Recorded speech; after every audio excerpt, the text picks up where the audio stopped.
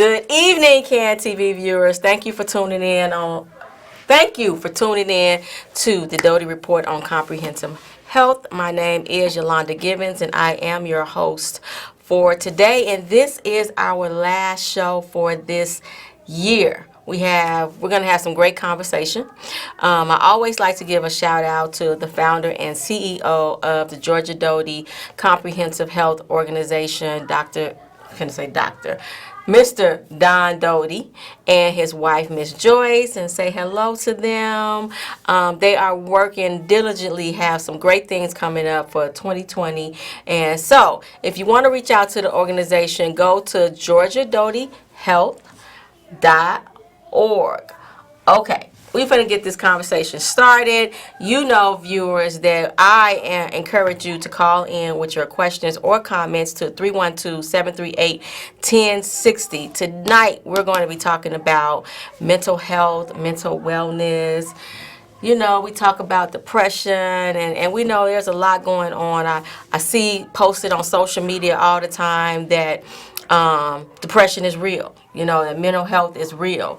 I myself received an award from Chicago Community Trust to do some workshops on mental health as it relates to women and their wellness. So I'm excited because we have a licensed professional counselor here today, and he is going to give us some insights. Let me introduce our guest, Reverend Stevie Powell.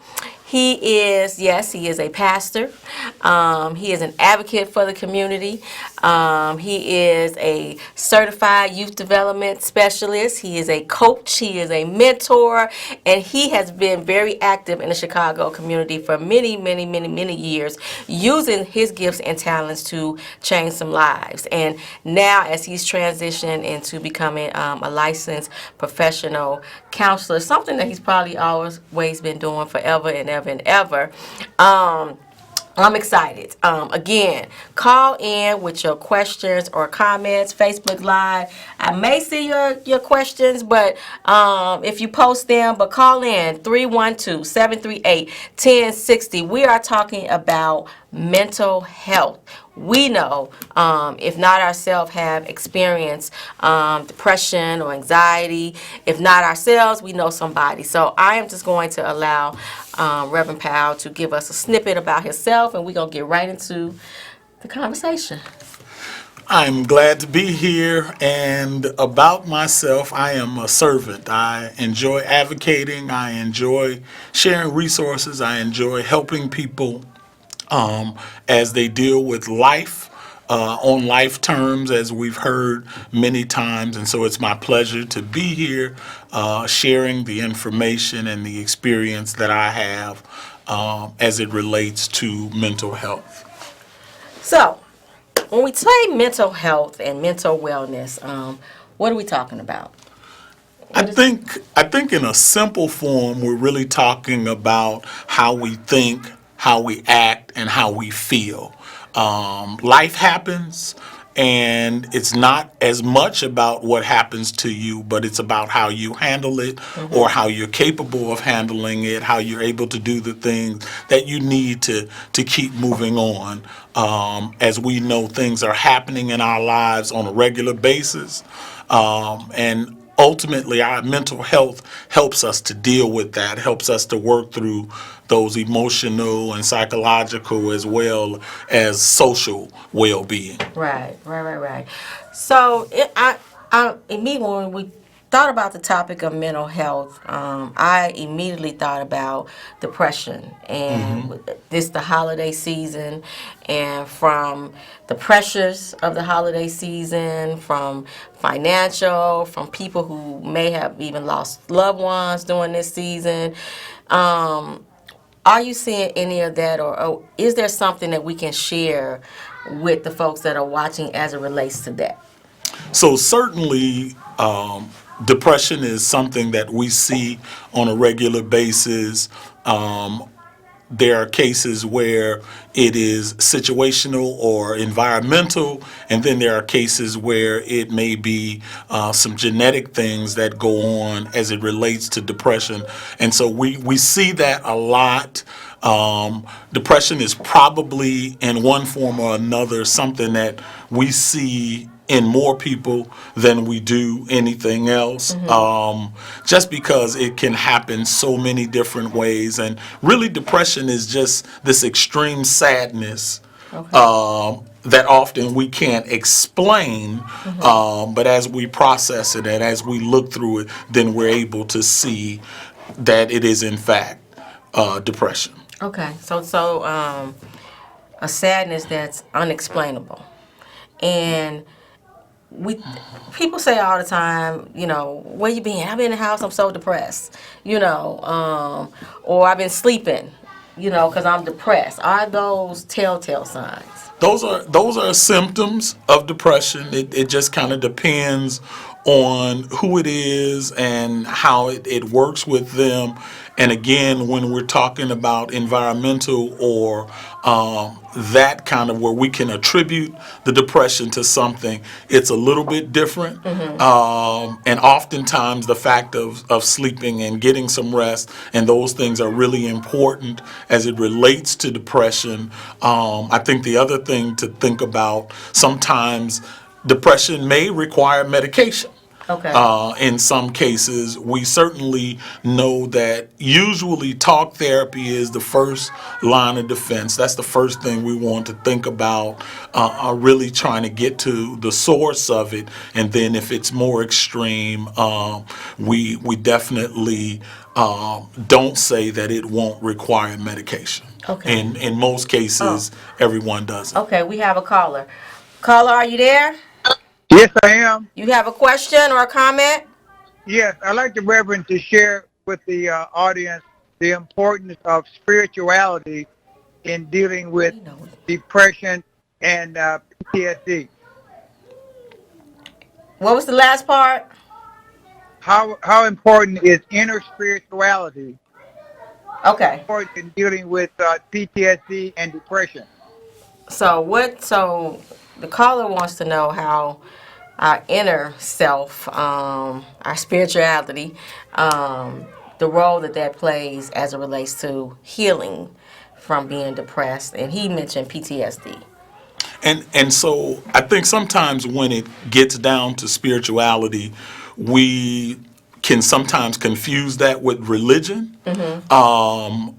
More and more in clinical mental health, there's this understanding that spirituality plays a part. Okay. And certainly it becomes another source of support. Okay. For us. And so we have to think about it. There's not necessarily a prescription for every person to take the same thing in terms of spirituality, but it takes it plays a big part, and even in programs now in schools, they stress spirituality much more than probably there ever has been as it relates. And so oftentimes people don't realize that, but they do, and there are definitely components and there are specialties as it relates to spirituality. That's and it's vital. It's absolutely a vital that's definitely good aspect. to know. So we were having a conversation, and there were some points that you shared that I was like, oh my God, you have to share those points. Can you share those? So I talk so much. There are a couple of things that I really would like to go to is usually the common concerns in mental health that we see on a regular basis. We talked a little bit about depression, but we also see a lot of anxiety. And anxiety, again, is that that excessive worry, right? And so we're worried that some impending doom, something's going to happen that we don't have control over, and something's going to go off the cliff. And that's how you're feeling on a regular basis as it relates to anxiety. And then we see a lot around trauma-related issues. The caller mentioned PTSD. We see a lot of, and usually that's attributed to military and people who have been in war. But we also find that our children and in our communities, where we're seeing constant violence and we're seeing all of these things, and there really are these trauma-related disorders, if you will. Oftentimes, children are diagnosed with ADHD, and more often, the case is it has something to do with trauma. So it may not be ADHD, and as we often say in mental health, that a misdiagnosis is worse than no diagnosis. And so when we share that, and then I think the fourth thing that we see commonly as it relates to mental health is adjustment disorder. Because change happens, and really adjustment is All just time. that. Change happens. Someone dies that you didn't expect to die. There's a job change. There's a car accident. All of those things can be traumatic, but they can also cause adjustment disorder. So how do I deal with this? How do I do this? And I'm not used to doing it that way. So those are the things. Sure, there are some more extreme, if you will. So we do see some schizophrenia, and we do see some bipolar, but overwhelmingly the things that we see more common is depression, anxiety, trauma-related, and adjustment disorder. Wow, yeah, that anxiety, people have it a lot. You know, Absolutely. We're worried about everything. Absolutely. And young people. Absolutely. Rush to the doctor having all these back aches and passing out, and get there and they like, you just got anxiety. Right. Not just have anxiety, but it's different than what they thought. And often because you're not that person, you don't understand what they're really feeling. Okay. You don't understand how it's impacting them. And so that's part of the role as a therapist, is to really get to what the client is feeling. Okay. It's not about you and what you feel and what you think, because oftentimes we see certain things that happen and they said, oh, that's no big deal. I deal with that all of the time. And that's not necessarily true. And just because you're dealing with it doesn't mean you're dealing with it well. Right. And so you should be dealing with it. That you know, Like, I got it, but do you? right. I had an instructor that says that all of us have to choose our outlets, because if we don't choose our outlets will choose us. And so it's important that we recognize that it's really important. So what's an example of that when you say our outlets will choose us? So an example of that is, if there are things that you know that gives you relief, that gives you comfort, that gives you an outlet.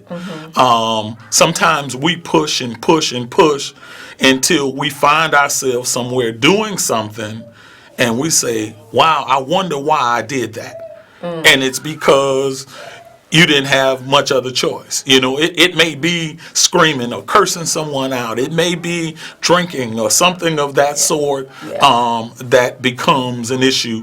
Oftentimes, drugs and alcohol are coping mechanisms. And so because I'm under this pressure, because I'm dealing with these things, I use these as outlets rather than taking a vacation. For me, one of my outlets is the barbershop. Okay. You know, I tell people, I'm 51 years old and I have never shaved my face. Oh, wow. So part of going to the barbershop is an outlet for me. It's a relaxation to me, those kind of things. And so we have to find those things that are healthy to do, because you need an outlet. It doesn't matter who you are, how many degrees you have, how much money you have, you need it. Okay. So you hit where I was going with it, like things like alcohol, who people having their bad day, I just need a drink.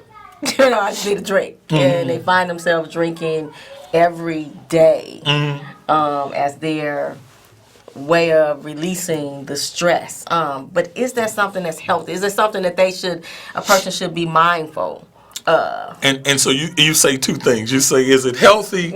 And then should they be mindful? Anything in excess is not healthy. Right. It doesn't matter what it is. And I think even that goes into a whole nother area of mental health, is addiction.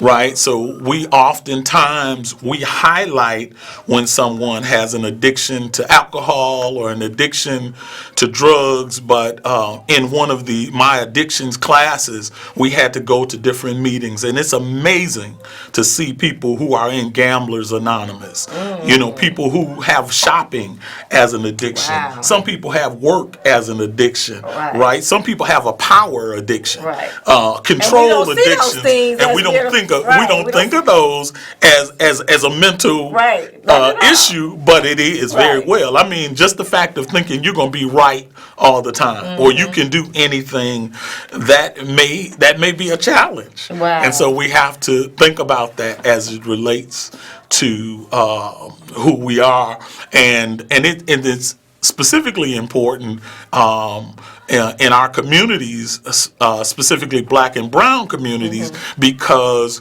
it's the stigma related and connected to mental health. And so, we don't need that, and that makes you feel like you're less than. But the reality is, it's a benefit in being smart enough to know that you need some help. I shared with my daughter and son-in-law that one of the best things they taught my grandchildren is how to say I need help. Because we go through life and feel like I don't need help. I got this. I'm okay. I don't need any help.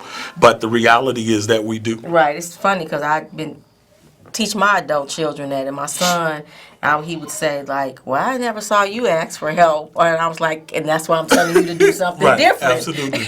You know, that's a problem. Absolutely. That's a problem. So, talking about the Black and Brown community, minority community, where it was not the thing to do. Has that changed?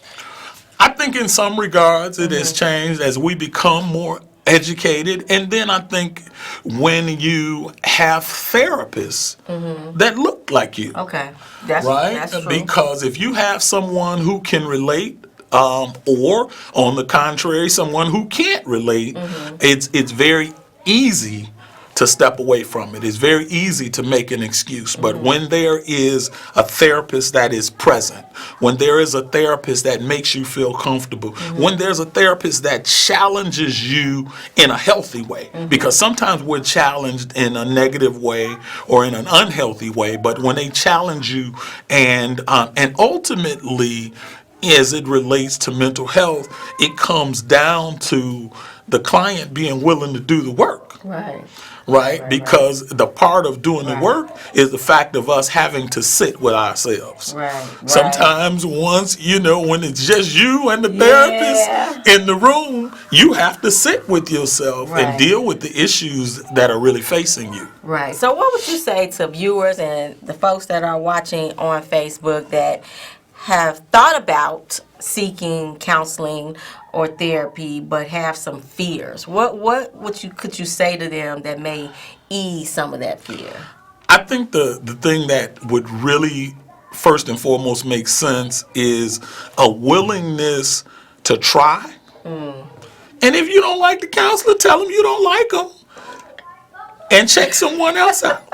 I think sometimes a fear, part of it is, if I make this commitment and I sit in with this person, I'm stuck with them. When I'm doing intakes with clients, one of the things that I often tell them is, if you don't feel comfortable with me, if I don't seem like a person that you want to connect with or can connect with, or I can relate to you, you need to say that.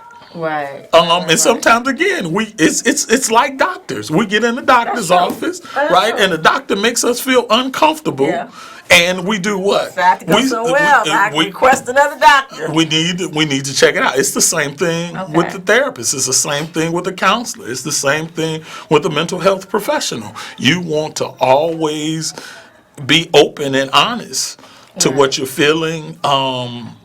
And again, that kind of leads to one of the things that I share with all of my clients. And any of them will tell you this. I tell them three things. I tell them, know yourself. I tell them, trust yourself. I like that. And I tell them to understand your spirit. So what makes you who you are. If you don't know what makes you tick, how is someone else to determine what makes you tick? So it becomes really important for us as mental health professionals is to not go in telling clients what to do. Some clients need a little more direction. Okay. But some, ultimately, if they're not willing to do the work, it's not a whole lot that you can do. And so we have to really think about how is it that we help them, we position them, we put them in a place, right? We challenge them, we make them think about things differently, because often our thinking controls what it is that we do. If we're feeling that something is not going to happen, then it's going to be a challenge. If I look around and I feel like behind me is a monster, and I never turn around and look at that monster, is that monster there or is that monster not? Right. And so in your mind, the monster is not, but in my mind, the monster may be. Right. Again, when you think about children with the boogeyman and all of those kind of things, it's because they have believed that there is some fear or there's some danger that happens there. And so it's important with clients for them to do the work, to get to know themselves. So should we do a regular mental health check-in? Like we go for the preventive health care, get our body checked. Whether we feeling depressed or anxiety or not, would you encourage folks to do a mental health check-in every 6 months, once a year? I think it's absolutely necessary for us to do that. Okay. Sometimes in our lives, we have those people around us in various areas of our lives. It may be in a faith-based, it may be in a medical, because oftentimes even when you go to the medical doctor, they're going to give you a brief screening. And in that brief screening, it'll determine if you have some depression. If you score too high, they're going to probably make a recommendation that you see. And so I think it's about being in tune, because when we think about mental health as the way we think, the way we feel, the way we act, right? If someone is telling us we're thinking different, or someone is saying to us, you're acting different, maybe it's something that we need to inquire and think about and talk about and find out, and ultimately get someone who can do an assessment to look at why is it that we're thinking this way? Why is it that we're feeling this way? Why is it that we're acting this way? Okay. So we definitely need to do a mental wellness check and kind of get an idea of, and just being able to talk to someone. Absolutely. So I'm thinking about when I think about when people get therapy and counseling on TV. They come in, they sit on the couch and lay on the couch. Lay on the couch, and the counselor, the therapist is taking notes. Is that the setup? Not necessarily. In some cases, I have some clients that lay down in therapy. But again, I think TV and the movies and the media give you some of the pictures, maybe the way that they see it. Sometimes it's traditional, sometimes it's not traditional. A lot of it has to do with, and this goes back to when you're looking or searching for a therapist, it goes back to what are you looking for? Are you looking for a therapist who has a particular style of therapy, and those kind of things that they really kind of subscribe to, which really becomes the issue that you want to look at. And I know we're running out of time. So if we know someone who we think is experiencing some mental health challenges, what can we do? So if anything, I think one of the things is to encourage them to seek help. And I think that help can actually begin with their medical doctor, with their primary physician. Because oftentimes some of the initial screening the primary physician can do, the referrals, and specifically with some of our insurances nowadays, you have to have a referral from a primary care physician anyway. And so that's often a good place. But and again, to most research likely them. are comfortable with that person already. The hope is, right. But beginning to seek it out, I mean, we get online and we search for everything else. That's true. Right? We Google everything else. That's and so true. I think it's the same thing as it relates to a mental health professional. There are a number of different associations that are related and connected to mental health professionals, counselors, therapists, all of those kind of things. And so I think, again, it's about taking an active role, because if you're not willing to take an active role in your own mental health, right, how do you expect someone else to? That's true. And Reverend Powell is affiliated with HELP, which is Healing, Empowering, Learning Professionals. South, I don't know if it's the South Side, it's South Chicago, but you guys know I will definitely be posting that information on my Facebook page in the morning. So we have a few minutes. I want to, say thank you for tuning in. This is the Doty Report. Please go to the website, GeorgiaDotyHealth.org. I'm going to show it really, really quick, if I can remember how to do this. And press overhead. I press overhead. Now I want to do overhead. They got me pressing the wrong. That's the website right there. GeorgiaDotyHealth.org. Check it out. We got some upcoming events. We got a few minutes, so I want to give Reverend Powell his final words to say to the folks out there that have been watching, all of you on Facebook Live. So if I had to have final words, and this may be the preacher in me, I think the most important thing is self-care. Right? Because ultimately, if you can't take care of yourself, you can't take care of other people. Right. And some of us think the more people we take care of, the better off that's going to make us. But at some point, there needs to be self-care.